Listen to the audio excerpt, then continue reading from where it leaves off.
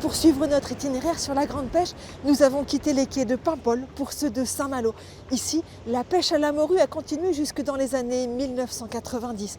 Les goélettes ont laissé place à des chalutiers, puis à des bateaux-usines, mais le froid, les dangers sont restés les mêmes.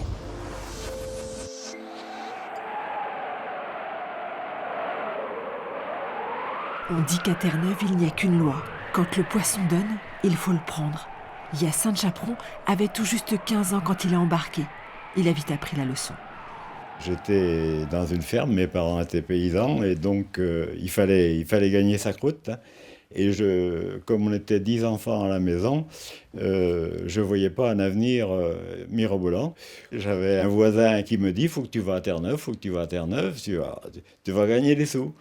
Et donc, papa ne voulait pas. Pourquoi? Parce qu'il y avait 2 bras qui allaient partir de la ferme. Mais on lui a mis une cuite. On lui a fait une cuite, et puis, c'est pas moi, mais le voisin. Voilà. Et donc, il a signé l'autorisation, je pouvais partir.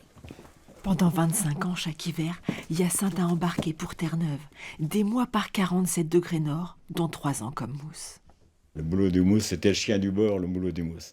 Hein, le chien du bord, c'est-à-dire c'est lui qui allait à la gamelle, apportait à manger à la bordée, et après, il partait laver la morue, que le trancheur tranchait bien sûr. Hein, et quand on sait qu'un trancheur, il tranche 600 morues à l'heure, un mousse, au bout de ses 6 heures, il lave 7 à 8 tonnes de morue. La morue aime l'eau à 2 degrés. Pas les pêcheurs. Quand le vent, la mer se déchaîne, les températures chutent. Parfois sur le pont, les poissons gèlent. Ils deviennent raides comme des bouts de bois. Alors le capitaine fait ranger le chalut pour quelques heures de repos au milieu de l'enfer. Une marée de paradis. On va se reposer, on va récupérer les heures de sommeil qui sont en retard et on va soigner nos mains parce que les mains sont évidemment à nu et on a des choux. C'est-à-dire des petits furoncles, des petits boutons qui viennent par le ragage du ciré et donc qui font très mal parce qu'on est directement dans l'eau de mer. Quoi. Voilà, c'est une marée de paradis. Le petit mousse Hyacinthe est ensuite devenu trancheur, puis saleur et a fini à la passerelle, capitaine du chalutier. Il aime répéter la formule d'un de ses copains, à Terre-Neuve, si tu embarques fainéant, tu débarqueras courageux.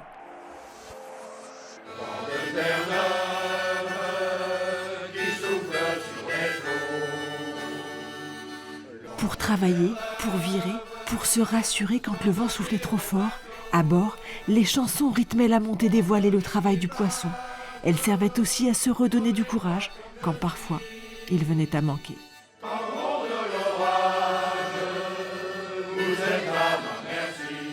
Au temps de la marine à voile, les gens partaient pour plusieurs mois. Et à cette époque-là, il n'y avait pas de radio, il n'y avait rien, il n'y avait aucune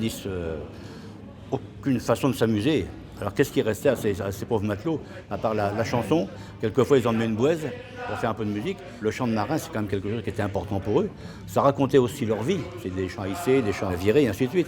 Quand il fallait tirer sur le bout, il fallait tirer. Hein. C'était « oh, ish !» Voilà, il fallait vraiment tirer dessus. Puis il y avait des chants qui étaient un petit peu rythmés par rapport à l'effort qui était fait. Il y avait des chansons aussi justement pour se remonter le moral, pour être entre soi. Chez les marins, il y a des chansons de marins qui sont très belles, mais qui sont tristes parce qu'elles leur rappellent en même temps leur pays. Elles leur rappellent leur pays, elles leur rappellent leurs femmes, leurs enfants. Mais il y avait aussi certainement des chansons un peu paillardes quand même, faut pas croire. Hein. Des chansons qui n'étaient pas toujours qu'on n'aurait pas pu chanter dans les églises, disons. Voilà, cette répète était interdite. Avec ou sans argent, il y a du rouge et du blanc. On n'a pas le gosier sec chez Fifine Kermadec. On chante leurs chansons qu'ils chantaient à cette époque-là, et je crois que c'est pour leur rendre hommage à tous ces gens-là, à ceux qui sont revenus de Terre-Neuve, mais aussi à ceux qui ont péri en mer.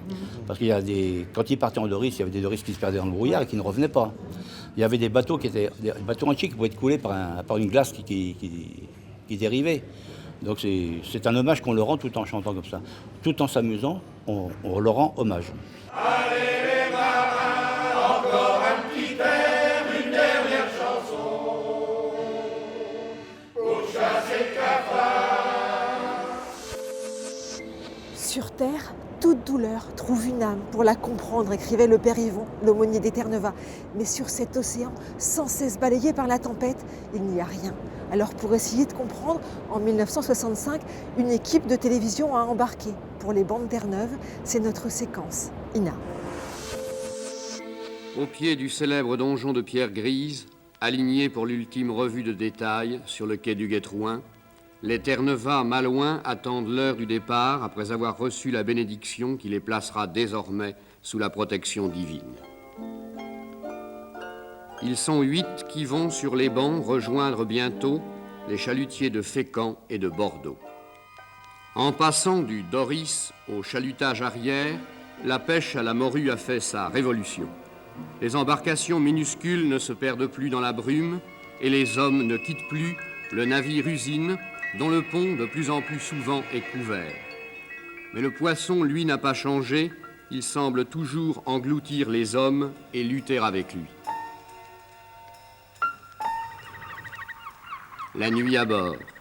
La longue veille commence. Le confort, la climatisation ne viennent pas à bout de la solitude. Et le sommeil, souvent, est au bout de la nostalgie. La vitesse réduit les distances apparentes. Les Terre-Neuvas sont assurés sociaux. L'électricité gouverne les navires, autant, plus peut-être que le destin.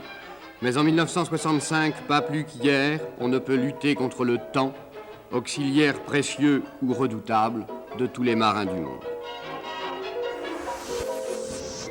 Avec les bateaux-usines, les marins pêchent autant de morues en quelques jours que leurs ancêtres en de longs mois. L'espèce est alors menacée de disparition. En 1992, le Canada impose un moratoire et met fin à 5 siècles de pêche à la morue.